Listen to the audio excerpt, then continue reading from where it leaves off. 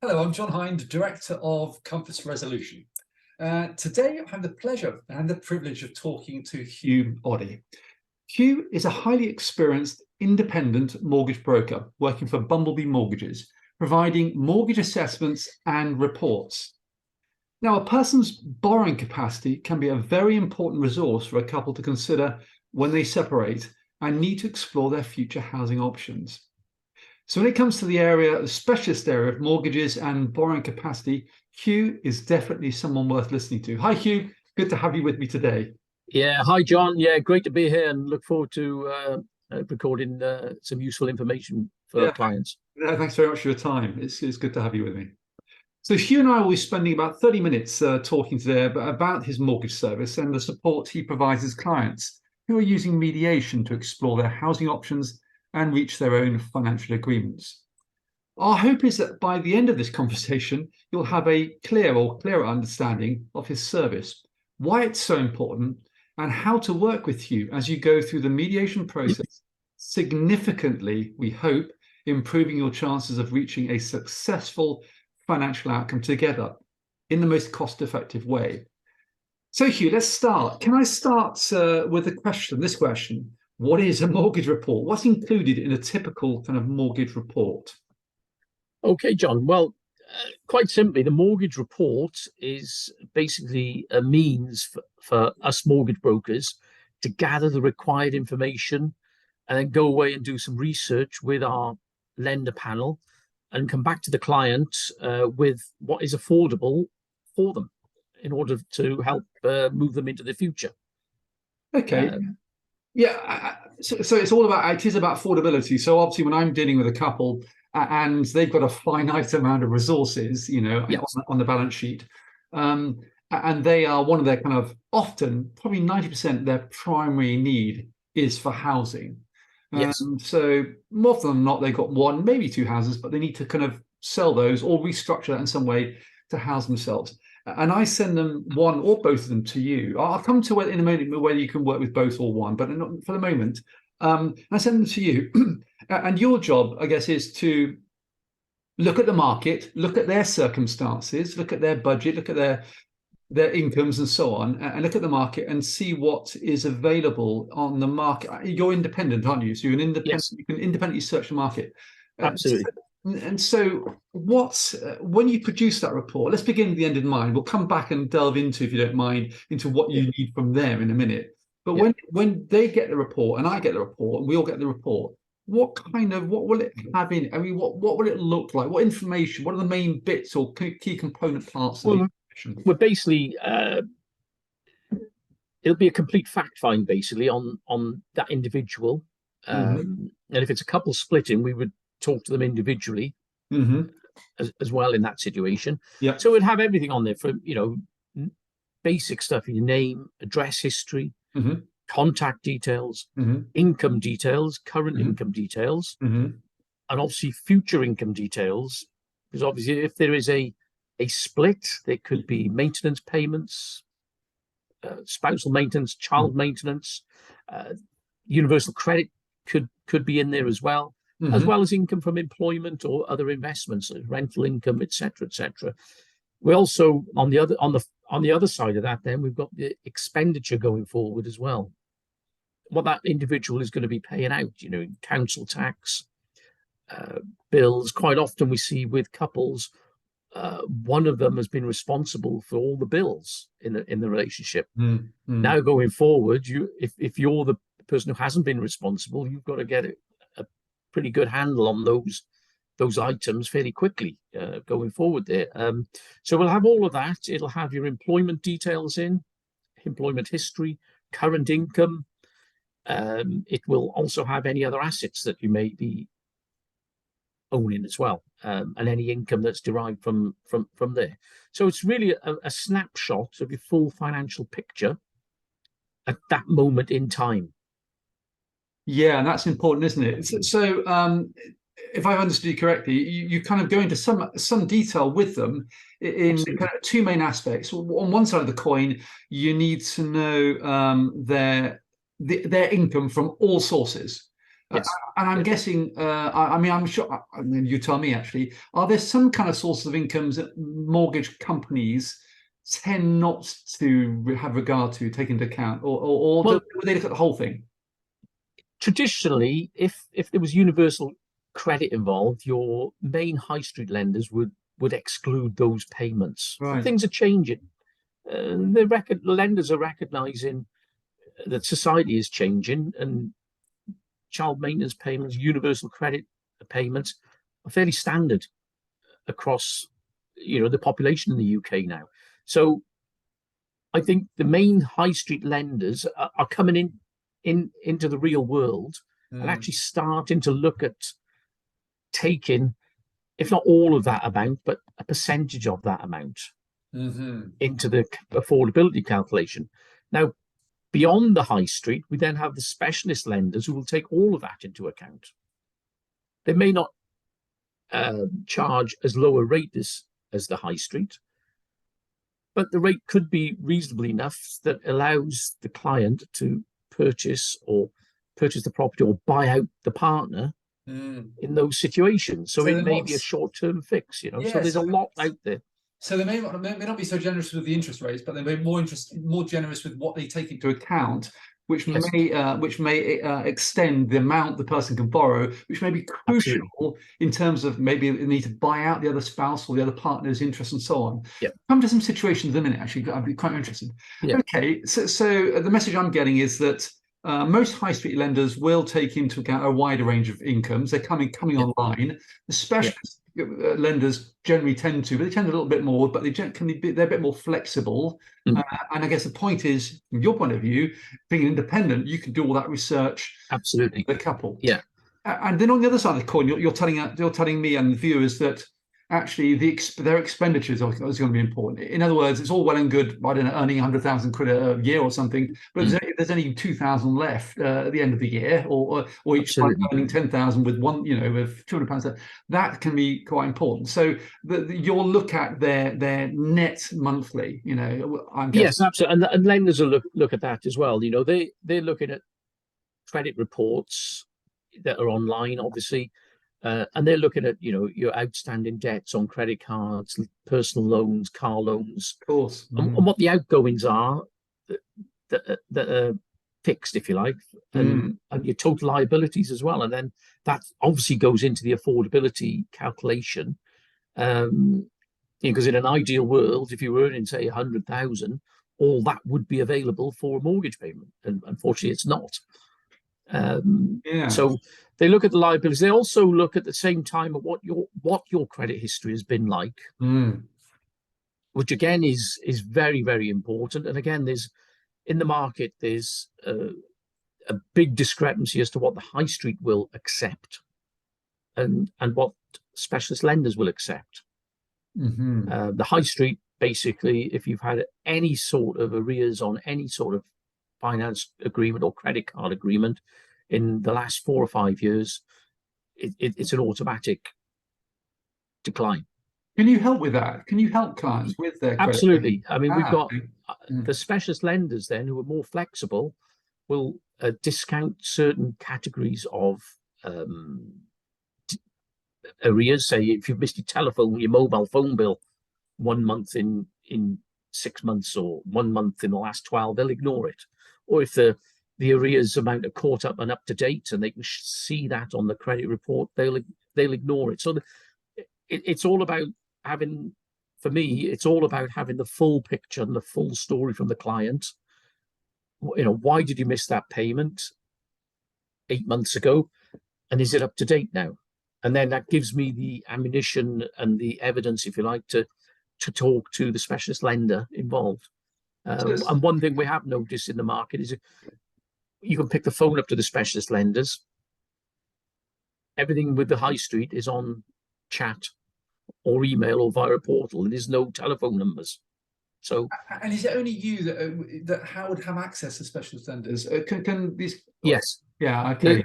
Yes. Specialist lenders are set up. They've all been set up really to deal through the broker market. Right. Not like anybody can go to NatWest and apply. You can't with the specialist lenders. Right. That's really important to know, isn't it? Especially if you're, in many of my cases, many mediations I'm dealing with, where the couple are really at the boundaries. They really are having to stretch and Yes. having to be quite flexible, quite creative. And Yeah. you're saying is you give them access through the brokerage, to Yeah. specialist lenders who are actually often more take into account their context, this couple's context. They're Yeah. more flexible, they're more exercise more discretion, and so on, which actually Yeah. again can be a really valuable channel, a resource when you're Yes. going to be creative and trying to structure financial Yeah. settlements. Okay, and you also mentioned this. You also, sorry, I was trying to think.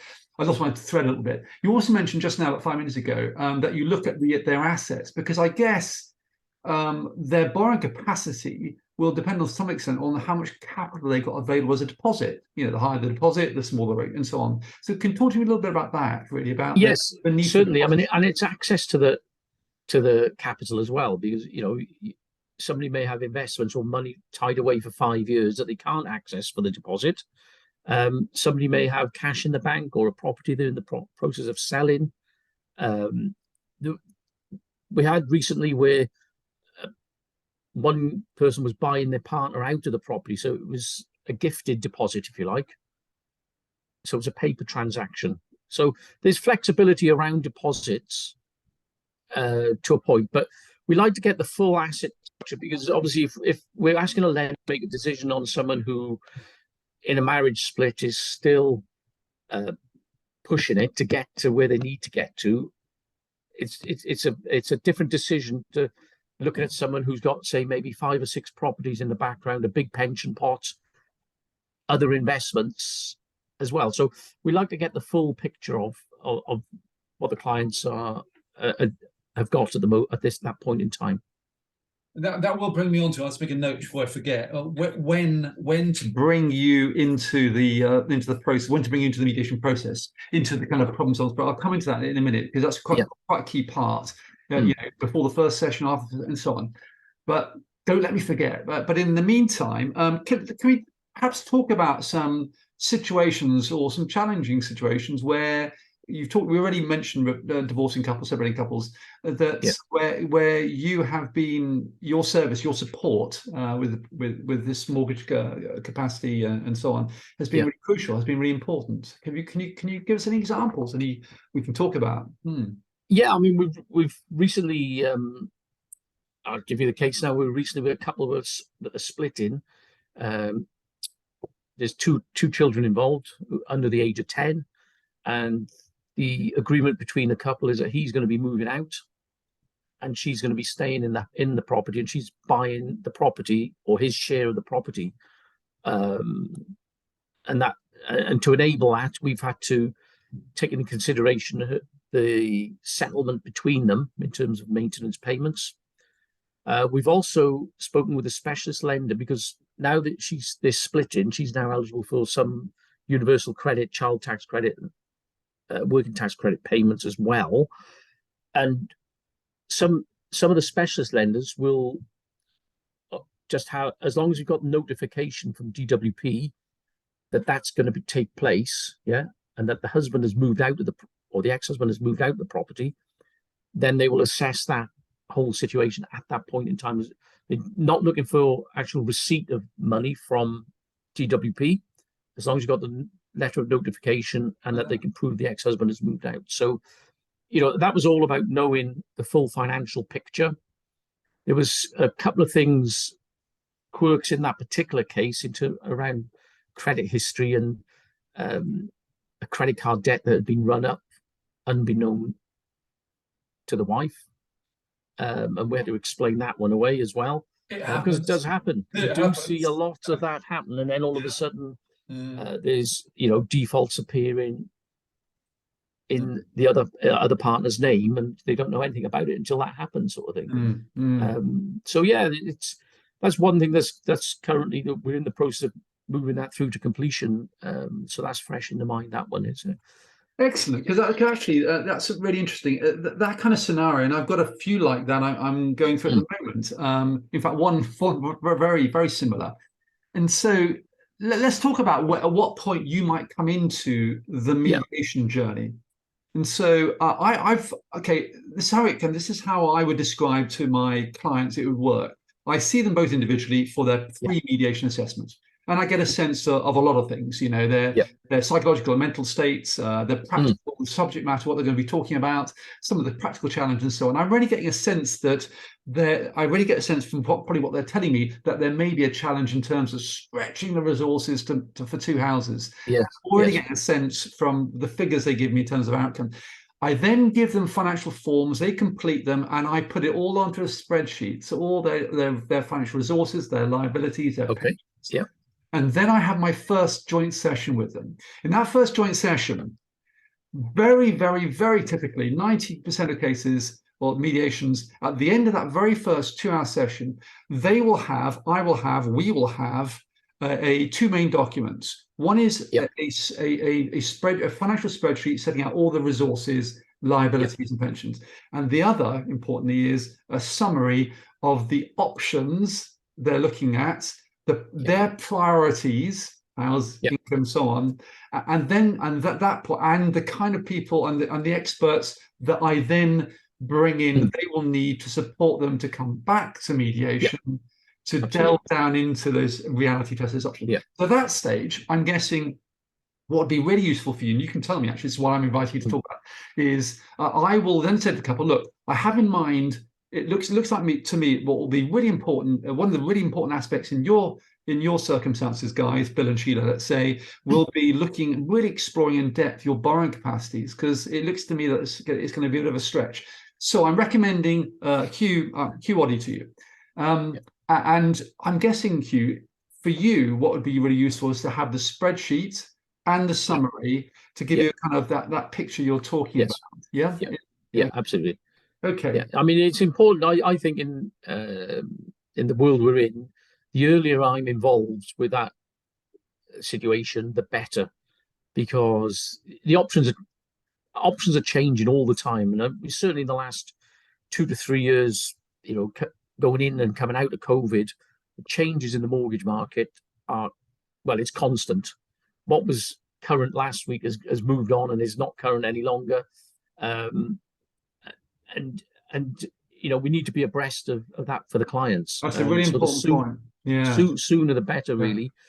Quite often in the past, we've come in these situations right at the very end, where the couple are back screaming at each other, and there's it's not working, because there's a lot of angst still in the system there. So I always say, introduce us in and bring us in as soon as possible. As part of that work with them on a separate basis, and It's really important you say that, Bill, because I've been talking to and having this kind of meeting with many experts, and you'll see them on my website. And almost all, they'll say, generally the earlier we get us involved in that financial support team working with a couple, the better. The better, and for all sorts of reasons. And you're saying one good reason, and there may be many, is the changing market. In terms of the mortgage world, it can change. And also, I guess, the sooner we can, you and I and anyone else and other experts can give them a sense that they're working together as a team to solve a problem. Absolutely. The better. And again, it's a lot of anxieties around where's the kids going to live. Uncertainty, unknown. Exactly, and a lot of that is around how much mortgage can I get. Yeah. So the more, absolutely. And again, again, this is a real message. Anyone watching out there, separating couples, you'll know this. This will resonate really clearly with you. Clarity. In a world that can be, when you separate and divorce, been through it myself, when the world can be very chaotic and feel very chaotic and disruptive, most people say, I need more clarity, I need more information, I need more knowledge, I need to be working with the right people, I need the right support network. And that's really important. So great. So we've got a sense of early as possible, and ideally when they have a bit of when I've got them working together or help them work together, got a few options. Bring in the team, whether it's you mortgage, whether it's a pension expert, whether it's someone to look at the business, they've got business valuation, whatever it is, working together. Okay, got that. So now you've got this couple in front of you, all individually. You work them individually, even though they may be, they're working together. Can you talk to me the kind of give us a sense of broadly, because there may be thousands of products, but what kind of options do they have? Fixed term, repayment term, length of service, interest? Just give us a sense of some of the kind of. Well, I mean, the choice is extraordinary, really, in the market. You've got fixed rates all the way out to 10 years. You've got popular in the last few years has been a fixed rate for 5 years. We're looking at doing a lot of tracker rates at the moment because people are expecting, I think, rates to come down. They don't want to lock in for too long, and so they want to take advantage of the next phase of low rates, if you like. You've got discounted rates. It's huge. I mean, if I just put a bog standard search in for mortgage option now, there are probably 3,000 different products out there. Oh, minefield. Yeah. So that's why when we get to the fact find, coming all the way back to the beginning of our conversation, we do the fact find with the clients. We can narrow that search right down, because to present to a client 3,000 options is no help at all to anybody. Yeah, absolutely. So that's the fact find is key in the whole process there. Yeah, because there are so many variables. You can sit down with them, get a sense of their situation, where they are in the mediation process, obviously, and what they're trying to achieve, their priorities, and then narrow down the options that you think can best fit what you're hearing. Yeah. No, and again, the other thing, lenders have become more flexible in the last few years in terms of extending the periods. We're going out all the way to 40 years at the moment with the high street and specialist lenders. I'll caveat that obviously they'll look at retirement age as well, and when that kicks in, so that has bearing on things as well. But again, that's becoming more flexible as well as we're all getting older. Yeah, I've heard a few clients say who are age 45, well, I don't want a mortgage till I'm 70 or whatever it is. But how, just on that point, just on that fine point, how generally how far will the mortgage companies take it? I mean, how well, they'll go to 40 years as standard, providing it doesn't go past the intended age of retirement. And then most of them will look at or set a retirement age of 70. Okay. Not necessarily the legal retirement age of 67. So they will look at 70. And then if the mortgage is going past that date, some lenders will shorten the term. They won't consider any other lenders will look at, well, actually, have you got an income coming through after the age of 70 that still makes it affordable? When you're talking to someone who's in their late 30s, about 40, it's a academic thing because it doesn't exist. That income doesn't exist at the moment. But we deal with a lot of clients who are saying, and in their 50s, who are maybe splitting or buying another property, and it does become important then. But again, it's changing. The flexibility is changing around in the mortgage market because society is changing. We're all living longer. We're all working longer. We are, and also we're splitting from partners more often as well. So things are changing. And one other scenario, I'm just as you were talking and I was listening, I guess if the person who's looking to get the mortgage is expecting a certain lump sum in the future, I don't know, pension lump sum, absolutely, some money under a trust or something, or expecting their buyout share in a certain point in the future, that I guess the company, the mortgage person, lender might take that into account. Absolutely right, and again, I can't stress the importance of that fact find and full disclosure in that fact find. And I know in a divorce and a split situation is very, very difficult. But we would deal with each person within that split confidentially anyway. So, but we would need to know the full picture to get the full and the best deal for that each individual there. What lawyers call the full and frank financial disclosure. Absolutely, that's the word. It's so much time. Well, I think certainly very often a ridiculous amount of time spent on that. A lot of that can be done by the clients themselves if they're working together and if they are. on my website, I provide them with videos helping them and all sorts of things. Many couples are very happy and willing and able to do things themselves. Yeah. Okay. If they want it, okay. So let's say the couple, or I want them to, or they want to engage you, work with you. How are you instructed? How are you brought into this? We're talking about your kind of how you charge and how you're responsible in the minute. But how are you instructed? What's we're instructed by the individual. The individual can pick the phone up or contact us through the website or through your website there, John, or through yourself. Okay. We'll have a conversation with them to start with, and just go through how we work, explaining that we're fully independent, access to the whole of the market, and obviously during that conversation, it's also obviously what we're going to endeavour to try and provide for them, and obviously we have a frank conversation about charges as well at that point, so they know fully up front exactly what's involved when they deal with us. That's really useful. Thank you. And just thinking about options of instructions. So that I'm clear about that. So I would say Huw Oddy is the guy for you, and then I wing them your way, and they contact you. That's one thing. Or I could put them in contact with you with a mutual email saying copy. Yes. Yeah, absolutely. Yeah. Another option. What about this one? We can talk about. You may not have done. I don't know. What about something? Okay, so I've got this couple. I want them to feel they're working together, albeit you may be helping one or both of them. What about a very short Zoom session where I bring maybe 5-10 minutes, an introduction, so where you say, absolutely. I might say, here's Bill and Sheila. You'll be working with Sheila to help her with her mortgage capacity, or indeed both of them. Can you explain, Huw, to them how you work, how you're instructed, what you'll need from them, your charge, and so on? And then they can get a sense of you. Would that work as well? Absolutely. Yeah. We do that with some clients. It just depends what the clients are comfortable with. Whether they want to do a Zoom or a phone call, totally up to them.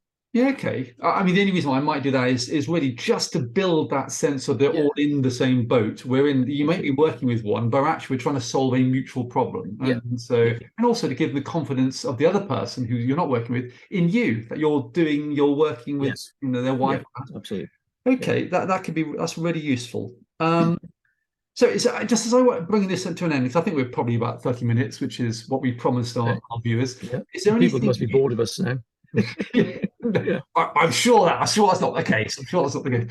So, but is there anything you think that would be useful for the separated couple to hear that we haven't covered? You want to? We're going to go on to the charges and what we charge, I guess. Yeah, let's get on to that. Actually, that's important. Yeah, go on to that. Yeah, quite simply, we charge an application fee for each client. Okay, and that amount is £495. Okay, that's paid on application. That's it. We don't charge a further broker fee after that. It is purely on the application fee, because we actually get paid by the lender anyway. Okay. On completion, so it's quite a fair thing, and that would cover all the work. And say we ended up doing multiple applications in a situation that's quite difficult, that 495 covers however many applications we need to do to get the mortgage approved, basically. That's about. So your fee is, let's say around about 500, 495, 500. Then there is, I guess, just talking about which doesn't go to you, of course. Any product fees, like I don't know. The product fees with all the lenders can be added to the loans anyway. Of course. So most mortgage lenders, whether they're high street or specialist lenders, are offering free valuation fees up to £1,000 as well. Okay, that's interesting. Yeah. Okay. Some of them are offering free legals as well, but we steer clients away from the free legals because the service there is appalling, and we offer a conveyancing package as well as part of what we do. Okay. As well. So we handle everything that's involved in providing a mortgage for a client. The mortgage we can arrange the conveyancing for them as well. We've got a conveyancing panel, and also mortgage protection, which is important as well going forward.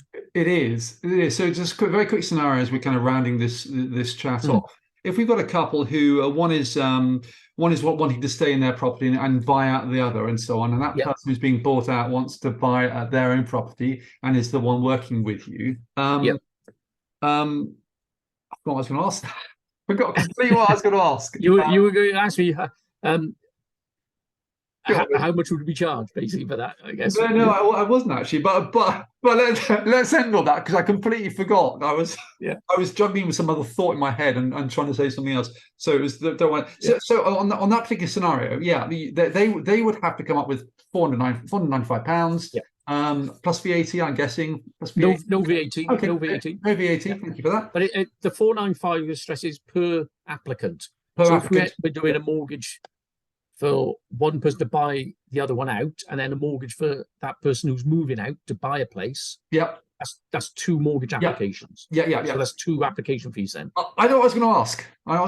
Go on, fire away. It was about the conveyancing service, actually. Yes. So if that person, so there's a number of transactions going on in that scenario I just explained. So there would be maybe the transfer of the property from joint names into the person who's staying there, and then the mortgage, the new mortgage, going to the person who's trying to raise the mortgage, and maybe even a remortgage of the person trying to buy out the other. So maybe so would you work with in terms of the mortgage and then liaise with or refer them to? Absolutely. Great. Okay. We coordinate all of that, and I'm finding more and more clients are taking the full package from us. Because it's very, very cost effective, the conveyancing package, very cost effective. I like that. I like that integrated kind of team approach. And it's all done over email. There's no need to go and visit the solicitors or anything like that. Perfect. It's a very slick service, in fairness. Oh, by the way, I should say about solicitors, guys, sorry, solicitors, I wasn't saying perfect not to go to you, because of course there will be, in this particular context, that might be important, but obviously lawyers have a part in supporting yes, absolutely. To ensure that they get a fair arrangement. So just to reassure and give the solicitors confidence, we're not locking them out of this process. No, it's an optional service anyway for the clients. We provide the quote, and if it works for them, then they instruct the conveyancing firm. Choices. If not, they can use their own. Choice, isn't it? Giving people helping them make informed choices. Absolutely. Yeah. Okay. Look, Huw, it's been great speaking to you. I think we've included a lot in this. And what I'll do for us and for our viewers, you've seen from the website, I will try to do a minute log where they can find particular aspects of what you've been saying. You can go straight to it, so they don't have to listen to all 30 minutes unless they want to. Of course, I'm sure they will, because it's been fascinating. Definitely. It has. Sorry, they may be looking for part 2 or something like that. Who knows? Absolutely. Well, what this is an evolving kind of. We live in very changing times. In terms of this mediation team process, look, it's an evolving process, and I'm finding the more I'm delving into this, the more we're building the support package for clients, the more that comes out of it. So we may well be, talking again and talking about specific aspects, maybe of. I mean, so if you, for example, think, well, actually, there is a really important aspect of what I do that I think our clients or viewers will be, then talk to me and we can. Yeah, that's absolutely right. Absolutely. We can get it done. No, fantastic, excellent. In the meantime, thanks very much, and I'll see you soon. Thanks for your time. Thanks very much, John. Been a pleasure. Thank you. Bye-bye.